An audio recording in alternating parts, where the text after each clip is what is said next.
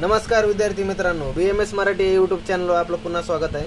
तर आपल्या BMS university exam मध्ये लास्ट काही इयर्स मध्ये म्हणजे प्रिव्हियस इयर मध्ये आपल्याला असा क्वेश्चन पाहायला मिळाला होता, काळ व दिशा यांच्यातील फरक स्पष्ट करा। म्हणजे आपल्याला विचारला जातो हा आपल्या एक्झाम मध्ये की काळ आणि दिशा यांच्यातील फरक स्पष्ट करा म्हणून येतो। तर हा एसक्यूचा क्वेश्चन आहे। तर चला बघूया, जर असा क्वेश्चन आपल्याला एक्झाम मध्ये आला तर यासाठी आपण ऑलरेडी पहिल्यापासून प्रिपेअर राहणं गरजेचं आहे। तर बघूया कसा हा क्वेश्चनचं उत्तर आपण लिहू शकतो। फरक बघून घेऊया। आता दिशा आणि काळ।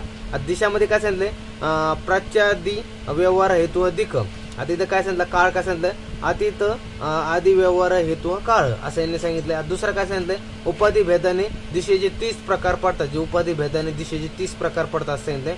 त्यानंतर काळाच काय सांगितलं, उपाधी भेदाने 3 प्रकार पडतात असं सांगितलंय।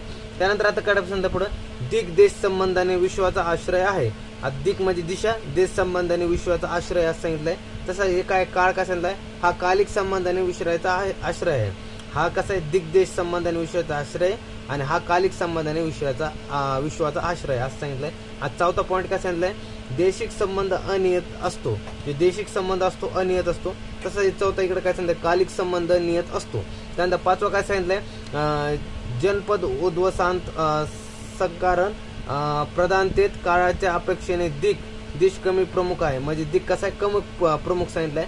तसं इथं काय सांगितलंय, दिनपद उद्वसान सकारण प्रधानतेत अधिक प्रमुख आहे असं याने सांगितलंय। जो काळ इथं अधिक प्रमुख अधिक सांगितलंय। त्यानंतर काय सांगितलंय, वस्तूला दिशेनुसार बदलल्या जाऊ शकते, तसं काळाला बदलला जाऊ शकत नाही। त्यानंतर काय सांगितलं पुढे सातवा पण, सांख्यांनी स्वतंत्र द्रव्य मानलेलं आहे दिशाला, तसं काळाला स्वतंत्र द्रव्य मानलं नाही। हे जसे जसे पॉईंट दिलेले आहेत अशाच प्रकारे तुम्हाला पाठ करून जायचे। जर असा कसं जर आपल्या एक्झाम मध्ये जर एसक्यू क्वेश्चन आला की दिशा आणि काळ यांच्यामधला फरक स्पष्ट करा, तर तुम्ही ह्यामध्ये तुमचे स्वतःचे काही मुद्दे ऍड करू शकतात। आणि हे जे तुम्हाला काही यातले सोपे पॉईंट वाटले आहेत ते पण तुम्ही लिहू शकता। आणि जर व्हिडिओ आवडला असेल तर आपल्या चॅनल लाईक शेअर सबस्क्राईब करा आणि तुमच्या मित्रमैत्रिणींसोबत जास्तीत जास्त शेअर करा, जेणेकरून त्यांचा फायदा होईल। चालतंय, भेटू नवीन व्हिडिओमध्ये, तोपर्यंत धन्यवाद।